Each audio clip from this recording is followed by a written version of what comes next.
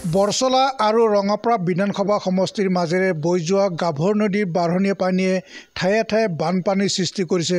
মই বৰ্তমান বানপানীৰ মাজতে আছোঁ, যিটো অঞ্চলত এতিয়া ৰাইজে দুৰ্ভোগ ভুগিবলগীয়া হৈছে। কালি নিশাৰে পৰা হোৱা মুখলধাৰ বৰষুণৰ ফলত এইদৰে বানপানীৰ সৃষ্টি কৰিছে গাভৰু নদীৰ বাঢ়নীয়া পানীয়ে। মই এটা পৰিৱেশ দেখুৱাইছোঁ, কিমান যন্ত্ৰণাৰ মাজত এতিয়া মানুহে বসবাস কৰিবলগীয়া আছে।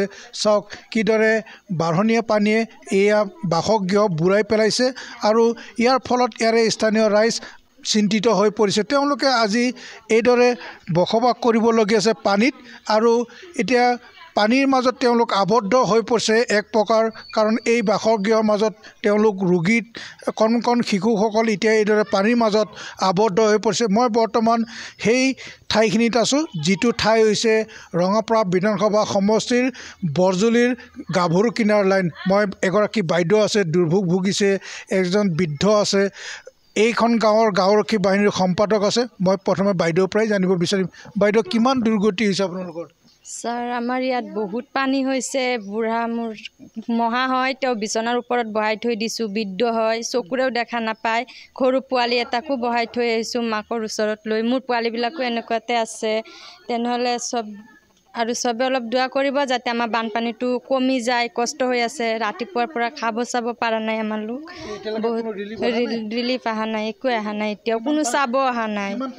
বহুত পানী, পূৰা ঘা ভিজি গৈছে আৰু গাঁতা নিচিনাও হৈ আছে। পানী বহুত পানী, সেইফালে যাব নোৱাৰোঁ। এতিয়া বহুত কষ্ট কৰি ওলাই আহিছোঁ। এতিয়া পানী আছে ইয়াত, অলপ পানী ইয়াতে ইমান দেখা গৈ আছে, আৰু ভিতৰ ফালে বহুত পানী নদীৰ পৰা ওলাই আছে পানীবিলাক। তাত পানী কালি নিশাৰ পৰা হৈছে ন? আজিৰ নিশাৰ পৰা হৈছে, ৰাতিপুৱাৰ পৰা হৈছে। কালি নিশাৰ পৰা ষ্টাৰ্ট হৈছে, আজি ৰাতিপুৱাৰ পৰা পানীটো বেছি বাঢ়ি গৈছে।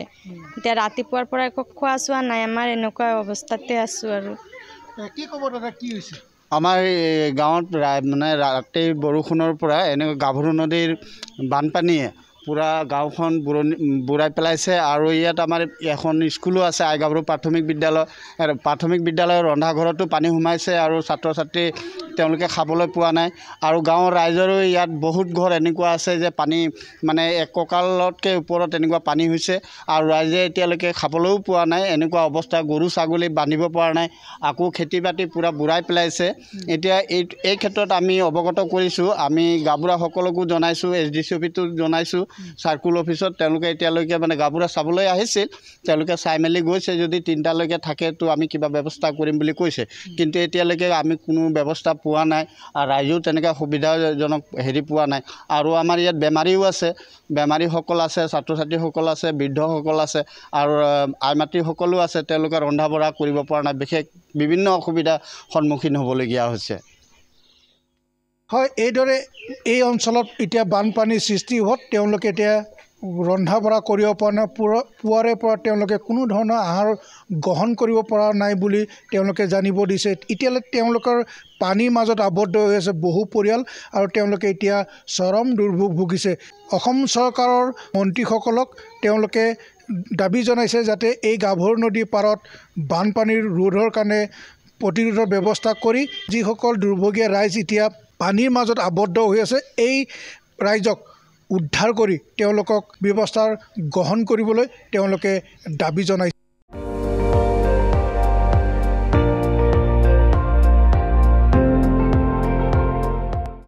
আপুনি চাই আছে ND24, সৰ্বশ্ৰেষ্ঠ নহয়, সৰ্বোত্তমৰ দৌৰ।